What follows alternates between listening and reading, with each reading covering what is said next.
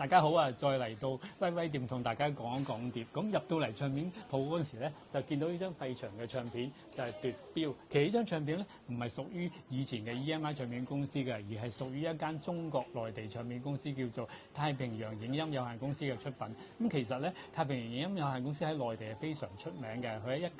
1979年開幕啦，咁係屬於廣東廣播電視台投資嘅唱片公司，而且佢咧係採用一條龍嘅服務啦，包括有錄音啦、製片啦同埋製黑膠唱片嘅，所以佢嘅份量係非常之高，而且佢個錄音棚咧可以係好多香港嘅音樂人都專程走上去個錄音棚度錄音，亦都咧直接喺上邊咧就製造黑膠唱片喺香港賣，而且得到好高嘅好評。咁講到咧呢張個費翔嘅唱片，其實咧費翔係屬於台灣人嚟嘅，咁佢早期嗰時咧就簽約咗 EMI 啦，而當時嘅 EMI 亦都係全力去催谷佢，亦都撮合咗佢同阿王露儀咧就合唱咗好多嘅歌曲。而其實費翔你睇佢個樣咧有少少嘅 mix 嘅感覺，其實咧佢爸爸咧就係一位美國人，佢爸爸就叫做 Watt Phillips， 咁而佢費翔個真正嘅英文名咧即係全名就叫做 Christian Rand Phillips 嘅，而費翔嘅媽咪咧就係哈爾濱人嚟嘅，所以咧佢有個中國人同埋美國人嘅血統，而且佢嘅歌唱根基非常之高，亦都係